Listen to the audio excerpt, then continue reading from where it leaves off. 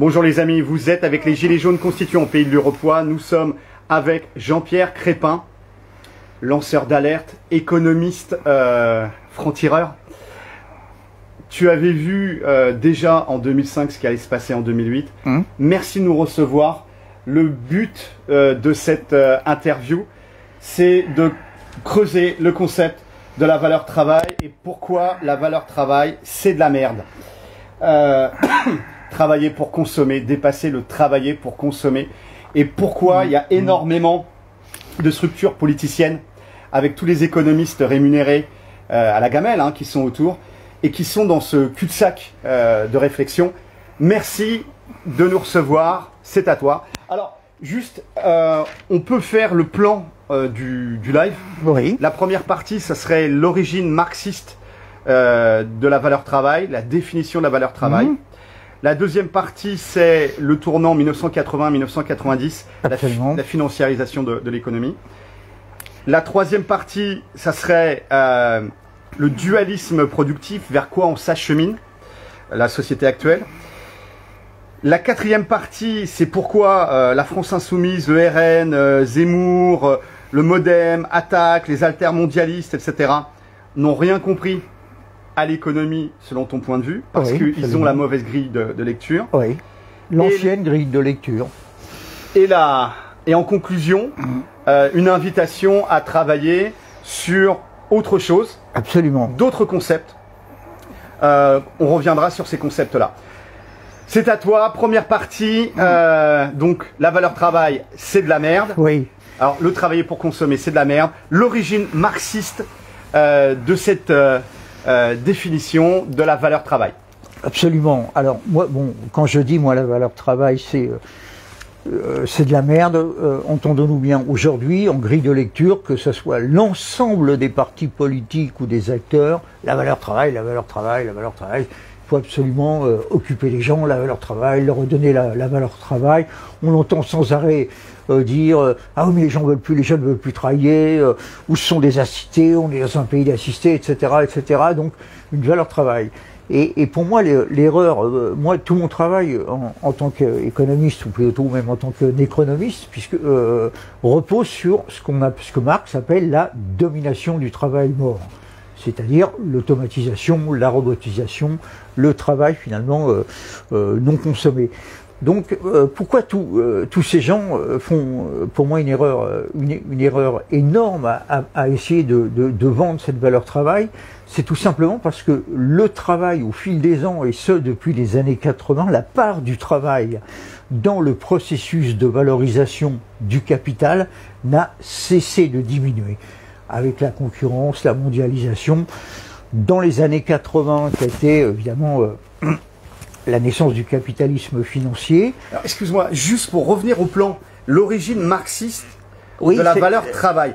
C'est-à-dire que depuis Marx, on sait que la plus-value est extraite du travail de l'homme. Ce qui fait la plus-value d'un produit, c'est l'homme. Ça, c'était vrai autrefois. Le travail de l'homme générait la plus-value. Mais depuis les années 80, avec l'avènement du capitalisme financier, il s'est passé la chose suivante. Dès la fin des années 70, le keynésianisme avait échoué. Alors c'est quoi le keynésianisme? C'était l'époque où on faisait des grands travaux, où l'État mettait des budgets, on mettait du fric sur la demande, on faisait des travaux, enfin on dépensait des tonnes et des tonnes pour faire tourner l'économie. C'est des travaux d'infrastructure par exemple? De tout. Ça peut être... voilà, c'est ça. Il fallait stimuler l'économie. Et ça a été aussi... mais il y a un stade où ça ne pouvait plus. L'argent n'était plus là. Et donc c'était l'avènement du capitalisme financier dans les années 80 qui nous a permis de nous endetter sur les marchés, en fait. Mais en même temps, ce qui s'est passé, le phénomène qui s'est passé, c'est que le capitalisme n'arrivait plus à extraire cette fameuse plus-value du travail de l'homme. C'est pour ça que dans la concurrence hyper mondialisée, c'est pour ça que ça a donné lieu aux premières délocalisations. Mais est-ce que c'est lié à la nature intrinsèque du capitalisme? C'est-à-dire la baisse tendancielle du taux de profit. Absolument. Est-ce que tu peux expliquer cette Oui. valeur-là? Alors, enfin, qu'est-ce que ça veut dire? La baisse tendancielle du taux de profit, ça veut tout simplement dire que dans la concurrence du capitalisme, si tu veux, il n'y a pas d'autre choix que produire plus. On va chercher la croissance via des gains de productivité. Hein, la croissance, c'est des gains de productivité qu'on va aller chercher en automatisant, en remplaçant le plus souvent l'homme pour des machines. En rationalisant, ou alors, comme on l'a fait dans les années 80, en délocalisant vers des pays pourvoyeurs de main-d'œuvre pas chers. D'accord. Hein, donc on s'est dit, bah là-bas c'est moins cher. Voilà, c'est exactement la même chose. Donc on n'arrivait plus à extraire la plus-value du travail de l'homme. C'est alors que le capitalisme, constatant ça, a basculé sur les produits financiers, la titrisation financière, le capitalisme financier. Je te donne un exemple très simple que tout le monde va comprendre. Pourquoi la valeur travail? Le travail, la part du travail n'est quasiment plus importante dans le processus de valorisation du capital. Prenons une société comme Tesla, que tout le monde connaît. Tesla, ça vaut aujourd'hui la somme de la totalité de tous les autres constructeurs automobiles. Du monde? Du monde. Tesla, ça vaut, tu prends tout le monde, tous les Toyota, autres. Peugeot, Renault, Ford. Tous, voilà, Tesla, ça vaut la somme de tous. D'accord. Et pourquoi? Quand tu regardes donc pourquoi ça vaut ça, dans la réalité, ce sont des ventes non effectuées, les ventes n'ont pas encore eu lieu, et le travail est non consommé. C'est juste un espoir de gain sur le futur. Alors, avec une différence près, c'est que autrefois, du temps du Fordisme, on pouvait se dire Ford, ça vaut ça parce que on disait ça va embaucher des tonnes de gens derrière qui seront à leur tour des consommateurs. Qui pourront se payer leur Ford. Exactement, à l'ancienne. Alors que ça, c'est que ça va être que de l'automatisation, de la robotisation. Mais et c'est ce qui fait sa valeur, si tu veux. C'est en fait donc la valeur travail dans Tesla. C'est pas ça qui fait sa valeur. Et c'est devenu ce business model qui était au départ celui un peu du Nasdaq est devenu aussi quelque part celui des nations. Tu vois, aujourd'hui, tout l'argent qu'on emprunte sur le marché, les gens achètent des obligations souveraines parce que ils pensent qu'un jour ça vaudra quelque chose, quoi.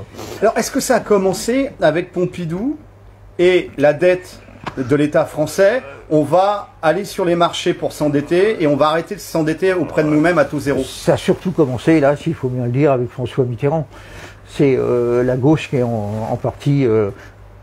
d'ailleurs les privatisations, tout ce qui est lié au marché financier, l'Agence française de la dette, Fabius et compagnie, tout s'est fait constatant que le keynésianisme ne fonctionnait plus, il fallait trouver du pognon, et donc ça a été l'avènement du capitalisme financier qui selon moi, c'est l'erreur que font beaucoup de gens, notamment à gauche, où ils pensent que le capitalisme financier, et même à droite, a été un peu l'ennemi du capitalisme. Tout a été corrompu, mais en vérité, moi je fais partie de ceux qui pensent que le capitalisme financier a été la planche de salut du capitalisme qui n'arrivait plus à extraire justement la plus-value du travail de l'homme.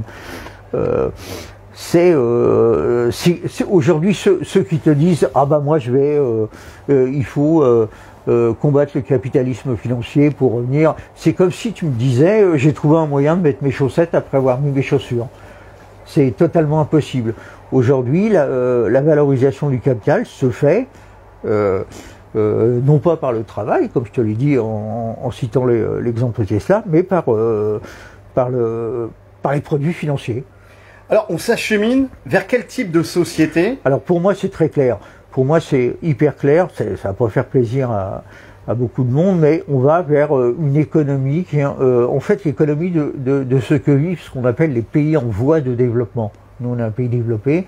Alors, comment ça se passe dans les pays en voie de développement? Il y a ce qu'on appelle le dualisme productif, avec une frange de la société qui travaille dans l'innovation, on va dire les métiers high-tech, et toute une autre tranche de la société, c'est pour ça qu'on appelle ça le dualisme, qui travaille sur des métiers ancestraux. Donc on peut tout à fait imaginer. Alors autrefois, dans les pays comme le nôtre, on avait l'industrie, qui était le socle, qui faisait un peu, je dirais, le matelas, l'intermédiaire entre l'innovation et les métiers ancestraux et l'industrie. Aujourd'hui, l'industrie, il n'y en a plus. Donc c'est pour ça la panique du moment où il faut réindustrialiser, parce que cette couche intermédiaire, qui a aussi fabriqué les classes moyennes, n'existe plus. Donc va rester, eh bien, tout simplement ceux qui vont travailler, on va dire, dans le digital, la transition écologique, valorisés par des titres financiers, bien évidemment, et les autres travailleront dans des métiers ancestraux. Alors, quand je dis métiers ancestraux, c'est l'artisanat, c'est les serveurs, les infirmiers, les infirmières, les aides-soignants, c'est-à-dire tous les gens qui ne sont pas dans un processus de valorisation du capital. Tous ces gens-là se trouveront dans les métiers ancestraux, seront des crevards, on va dire, toute leur vie, et condamnés à la survie perpétuelle, à la survie perpétuelle, sans véritablement d'avoir de possibilité d'être augmentés ou de devenir propriétaire s'il y en a qui s'intéressent encore, etc. Mais ça, donc c'est une survie, c'est pas une vie digne, c'est la survie permanente, c'est la cavalerie jonglée avec les crédits revolving. Exactement. Alors c'est d'ailleurs pour ça qu'intuitivement il y a tout un pan de la population qui a compris ça. Les fameux emplois non pourvus, si tu veux, qui ne veut plus faire ces métiers-là, parce qu'ils savent de toute façon que comme ils n'appartiennent pas à une mécanique qui est valorisée par le capital via des titres financiers, comme les boîtes du CAC 40 ou ceux qui vont être dans le digital ou la transition écolo et tout ce qu'on essaie de nous vendre évidemment en ce moment, toute la mutation, ces gens-là, fort naturellement, si tu veux, disent non, nous on n'a pas envie de faire ça, quoi. Donc ils sortent du système. Alors il y en a beaucoup qui sortent du système, il y en a qui sont dans la débrouillardise, ou alors qui font ce qu'on appelle des splashers, un truc comme ci, un truc comme ça, mais qui ne sont plus, qui sont complètement en dehors de cette valeur travail, qui n'existe pas si, encore une fois, si tu n'es pas dans un processus valorisé par le capital. Il n'y a aucune valeur, travail, si ce n'est te permettre de consommer, mais en soi, il n'y a rien, quoi.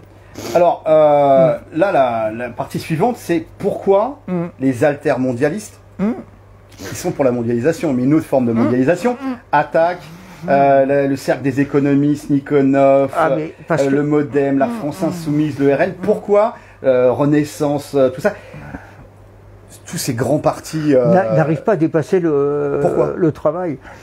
Pourquoi leur grille de lecture est bloquée là-dessus? Ça, c'est... ils sont tous prisonniers dans l'histoire. Zemmour, Philippe Murer, tout ça là. Oui. Pourquoi finalement ils analysent l'évolution du capital avec les mauvais outils? Mais parce qu'ils n'ont pas compris ce que je viens de t'expliquer, si tu veux, que cette valeur travail, qui loue de toute leur force, n'avait cessé de diminuer toutes les décennies, quoi. Aujourd'hui, le travail dans le processus de valorisation du capital, c'est une toute petite partie, si tu veux. Donc ça, ils ont du mal. Tous les gens qui ont essayé de dépasser, ils arrivent à toi. On a beau arriver à se dire qu'on est dans un monde fini au niveau des ressources, etc. Mais dépasser le travail, imaginer une société organisée autrement que par le travail, il n'y arrive pas. Alors, ça...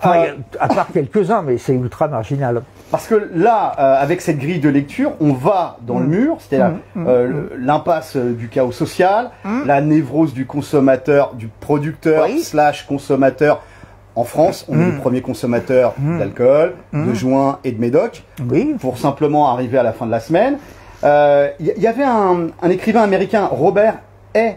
Lamb, qui avait écrit La perte du bonheur dans les démocraties de marché. Absolument. Pour moi, c'est avec Benjamin Barber qui a écrit Djihad contre Macintosh. Le capitalisme nous infantilise. Alors lui, Robert Hillel, qui est un professeur émérite à Yale, lui, il a écrit un bouquin qui n'a jamais été traduit, malheureusement, un bouquin très très noir, très sombre, qui était le phénomène de perte du bonheur, justement, dans les démocraties de marché. Il avait véritablement analysé que À l'époque, on parlait beaucoup de l'indice du bonheur. Moi, j'étais allé à Istanbul au moment où, tu sais, où on a voulu calculer non plus une croissance basée sur le PIB, mais essayer de mesurer le bonheur des gens. Un peu comme au Bhoutan, le bonheur intérieur brut. Exactement. Voilà. Donc ça, il y a eu toute une réflexion là-dessus. Et lui, il avait effectivement mis en avant le fait qu'il y avait une espèce de voile noir au-dessus de nous. Ah oui, on voit bien les chiffres. Tu l'as dit sur la consommation d'alcool, sur le monde de drogue douce, médicaments le plus remboursés, le séroplex, un antidépresseur, les anxiolytiques, etc. On est là en plus, on est dans un état d'épuisement psychique et de burn-out sociétal. Hein, alors, juste pour revenir à ça, il y a Paul Durand qui est apparemment en burn-out psychique et sociétal aussi. Bande de feignants, on bosse comme des cons pour entretenir ces gens-là. Oui. Bah oui, effectivement. Et t'as la même, t'analyses les choses, tu vois qu'on va dans le mur, qu'on n'arrive pas à s'en sortir, même en jonglant avec 2 boulots, parce qu'avec le prix du gasoil, avec le prix de l'énergie qui augmente, du gaz, de l'électricité, etc., de tout, tu ne peux, si tu restes dans la société de consommation, finalement, t'es un cocu. Oui, et c'est toujours le cocu qui paye la chambre. Ça, c'est ce qu'on apprend aussi. On est un petit peu le hamster qui court dans la roue, en fait. Hein, l'image du hamster qui court dans la roue, c'est un peu ça. À ceci près qu'aujourd'hui, si tu veux, nous ne sommes pas dans une crise comme toutes les crises qu'on a pu connaître, mais bel et bien dans une mutation. Bon, moi, ça fait maintenant 17 ans que je travaille sur le sujet. Je dis pas ça parce que je suis l'auteur de Crise et Mutation qu'à 12 ans maintenant. Vas-y, montre le bouquin de vous. Parce que j'avais, ça à 12 ans, j'avais perçu à l'époque que c'était pas une simple crise, mais une véritable mutation. Donc toi, tu avais vu la crise de 2008 en 2005 ? Oui, tout à fait. Et ce qui s'est passé, en fait, pour que les gens comprennent bien, après l'avènement du capitalisme financier, quand il y a eu la vraie crise financière de 2008, ça a été un truc véritablement terrible. Il a fallu sauver les banques, hein, comme tu le sais, il a fallu... à ce moment-là, on s'est dit, bon, qu'est-ce qu'on va pouvoir faire, puisqu'on est dans une économie de bulles, on a vu la bulle Internet, la bulle immobilière, le machin, c'est toujours des bulles.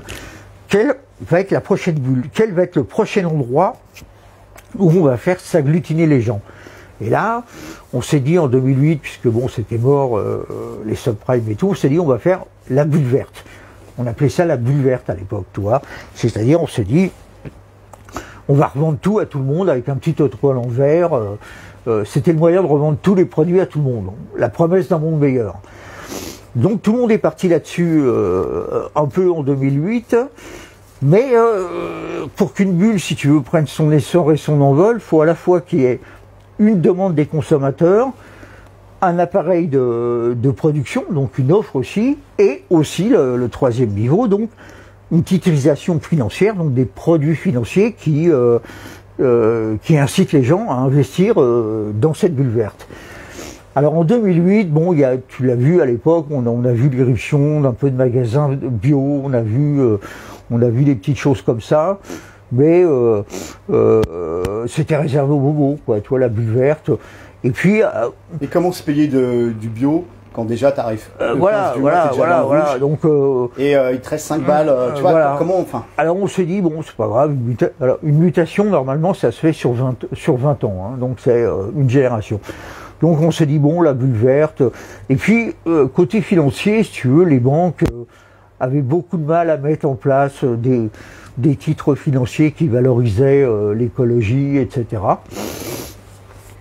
Donc ils en ont fait un peu, mais c'est ce qu'on appelait du greenwashing, quoi. Toi, on la vend vert, quoi. Mais c'était pas très conséquent. Et là, coup sur coup, si tu veux, donc qu'est-ce qui s'est passé? On a eu à la fois le Covid. Alors, parce que depuis 2008, pour que les gens comprennent, on ne vit que sur la planche à billets. Le quantitative easing, la planche à billets, ça a été planche sur planche, endettement, la planche à billets qui n'arrête pas de tourner. Et, et en 2019, qu'est-ce qui se passe? Le Covid, alors là, c'est encore plus énorme, puisque pendant 2 ans, de 2019 à 2021, toute l'économie mondiale ne va plus être financée par le profit privé, mais par la planche à billets, puisqu'on était tous confinés. Donc, alors, planche, alors tout le monde était content parce que on s'est dit, tant qu'il y a la planche, si tu veux, il n'y a pas le crack immobilier, il n'y a pas le crack du marché action. Voilà, c'est le hamster qui continue de tourner dans la roue. Il est alimenté par la planche à billets. Et là, forcément, après le Covid, il fallait trouver un nouveau truc, à la fois pour vendre cette transition écologique, cette mutation que les gens avaient beaucoup de mal à faire finalement, hein, parce que le consommateur de base, comme je dis, le consommateur zombie, si tu veux, lui, spontanément, il veut pas muter. Toi, t'as pas envie de muter, si tu veux. Toi, t'es bien comme t'es. T'as ta zone de confort. T'as ta zone de confort. Bon, voilà, pourquoi muter, etc. On me dit ça, bon, il n'y a pas de raison, quoi. Une mutation, ça se fait contraint et forcé. Le mec, donc là, c'est en 2-3 ans qu'ils vont nous la faire au lieu de 20 ans. Via l'histoire de guerre sans guerre, hein, comme je dis, puisque là, on est dans une économie de guerre sans guerre, puisqu'on n'est pas en guerre, mais via l'énergie,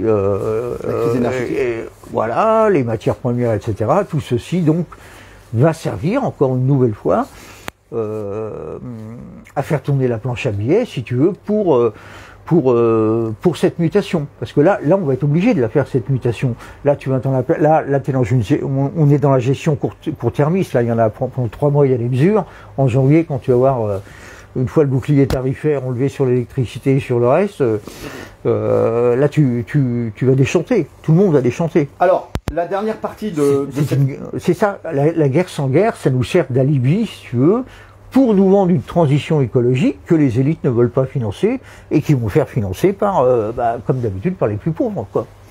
Voilà. La dernière partie de cet entretien, c'est en dépassant la valeur travail. Oui. Toi, tu as démontré que selon ta vision, c'est de la merde. Et oui, c'est de la merde. Mais dans la mesure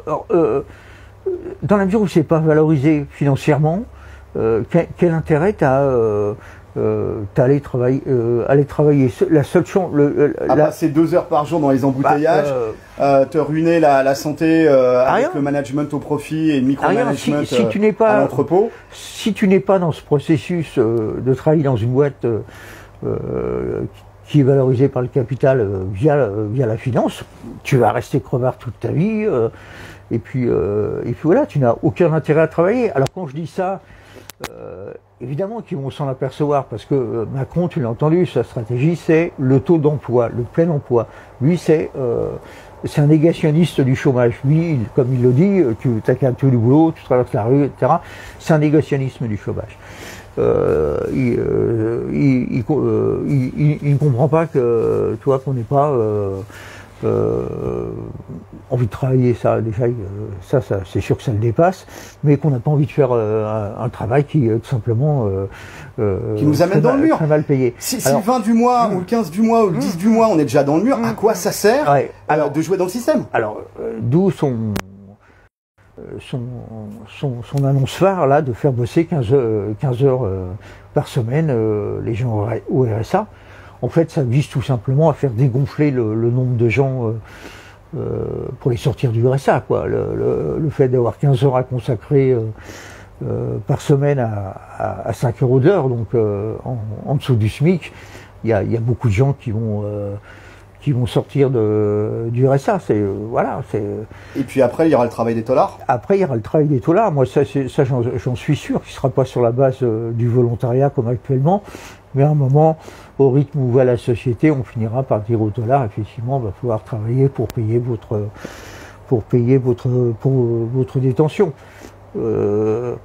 Alors tout en même temps, je pense aussi, si tu veux, qu'il y aura pour les minima sociaux une sorte de mise en place de ranking social. C'est-à-dire qu'on te dira, voilà, on veut bien vous donner des allocations, machin, mais en contrepartie, il faut que vous engagiez, toi, un truc que tu signeras, une soumission, quoi, en fin de compte, hein, un discours écologique et politiquement acceptable. Toi, avec vérification que tu fais bien quelques actes citoyens au niveau écologique. C'est comme ça qu'on va... À la chinoise? Oui, absolument, des notes sociales. On en parlait de toute façon, tu sais, il y a un truc qui est hyper important à comprendre, c'est que aujourd'hui, dans le monde tel qu'il est, dans l'hypermondialisation, il n'y a que deux modèles possibles. Ça a été ça c'est pas de moi, c'est un économiste turc qui enseigne à Yale aux États-Unis qui s'appelle Dan Rodrik, qui a mis en évidence ce qu'on a un trilemme qui porte désormais son nom, le trilemme de Rodrik. Donc c'est pas un dilemme. Non, voilà, il a démontré que trois choses ne pouvaient pas être compatibles, mais jamais les trois ensemble. Ces trois choses étant démocratie, mondialisation et nation. Si tu peux pas faire que dans l'hypermondialisation où nous sommes, il n'y a que deux modèles possibles. Le modèle, ce qu'on appelle la camisole dorée, le modèle chinois, voilà, où là tu as la mondialisation et la nation, mais tu n'as pas la démocratie. L'autre modèle étant le modèle américain, ou le modèle de la Commission européenne actuellement, c'est-à-dire le fédéralisme global. Mais tous ceux qui sont encore, comme Zemmour ou Marine Le Pen, qui sont encore maastrichtiens et qui fantasment sur une Europe des nations, c'est une utopie. L'Europe des nations, ça n'existera jamais parce que d'un pays à l'autre, on n'est pas d'accord, on n'a pas les mêmes modèles économiques. Tu le vois bien, on a réussi à se mettre d'accord sur quelques petits trucs pendant le Covid, mais sinon, fondamentalement, je te parle même pas de gens comme Orban ou autres, mais l'Europe des nations, ça ne peut pas exister. Donc soit à un moment on sera dans un modèle fédéral global, comme les États-Unis, soit un modèle de note sociale à la chinoise. L'autre solution étant tout simplement le Frexit, comme l'ont fait les Anglais, où là on reprend notre souveraineté entre nos mains. Mais tu constateras comme moi qu'aujourd'hui, aux élections, il n'y avait que des partis maastrichtiens. Pour sortir de la valeur travail, quelles sont les pistes? Ça existe, il y a l'économie du don, l'économie de l'échange, les coopératives. Il faut dépasser cette valeur travail. Et comment la dépasser? Il y a des pistes de réflexion. Alors, oui, elles sont forcément communautaires, si tu veux, et elles partent quasiment toutes du local ou du municipalisme. Tout ce qui a fonctionné on l'a bien vu d'ailleurs pendant le Covid, tout ce qui a fonctionné, c'est les choses qui ont été mises en partant du local. Tout ce qui a été mis au niveau national, ça a foiré. Tout ce qui a été fait au niveau local, le plus souvent, ça réussit. Donc, moi, je crois beaucoup au municipalisme. Les monnaies locales. Alors, bien sûr, il faudra à un moment se poser la question de comment on fait circuler l'argent entre nous, indépendamment des banques. Ça, pour moi, ça c'est une question, mais véritablement, ce qu'on appelle la finance décentralisée, pour moi, c'est une question fondamentale à prendre à faire. Alors, il y a beaucoup d'initiatives, il y a un peu de tout et n'importe quoi dans ce domaine, donc il faut être très vigilant. Mais il y a toute une économie effectivement circulaire qui est totalement à réinventer, en partant du local. Merci Jean-Pierre Crépin de toutes ces explications sur la valeur travail.